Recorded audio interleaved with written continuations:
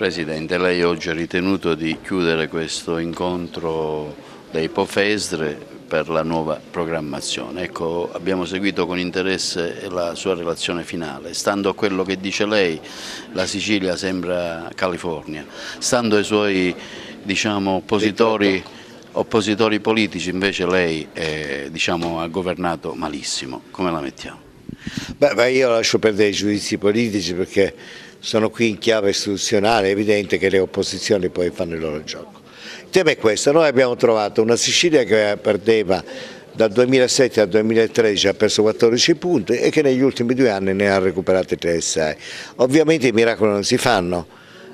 Sono stati gli anni più terribili della Grande Depressione. La Sicilia non è né la California e non è neppure lo Zambia.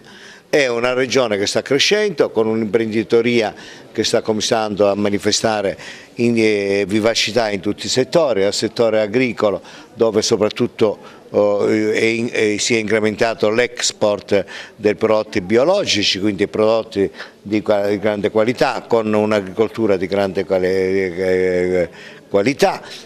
Nel manifatturiero, dove abbiamo una riconversione globale dell'industria siciliana, che era prima basata tutta sul petrolio e che invece oggi è basata sull'innovazione tecnologica, è basata sul manifatturiero che utilizza le nostre capacità artigianali, sul dolciario, sull'uso dei prodotti sapiente, dei prodotti agricoli, che sta diventando dalle mandorle al pistacchio, altri prodotti di eccellenza dell'industria conserviera, che stanno praticamente penetrando su tutti i mercati globali.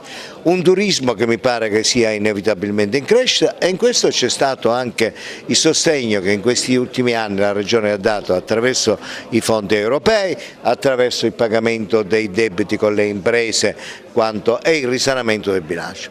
Questa è una Sicilia che cambia, non è la Sicilia dei miracoli, d'altra parte non credo che i miracoli si possano fare, però resta il fatto che negli ultimi 2 anni e mezzo noi siamo stati la regione italiana che più è cresciuta come PIL, il 3,6% a livello globale di fronte a un dato dell'1,8% nazionale, quindi il doppio del resto del paese, più della Lombardia, più di altre regioni.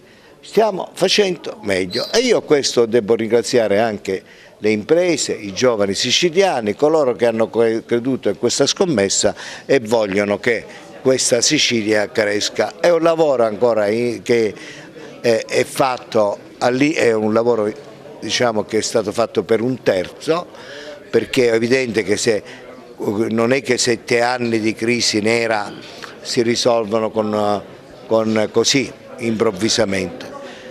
Siamo ripartiti, stiamo ripartendo, occorre utilizzare questo trend positivo non per ritornare indietro, ma per andare ancora più avanti.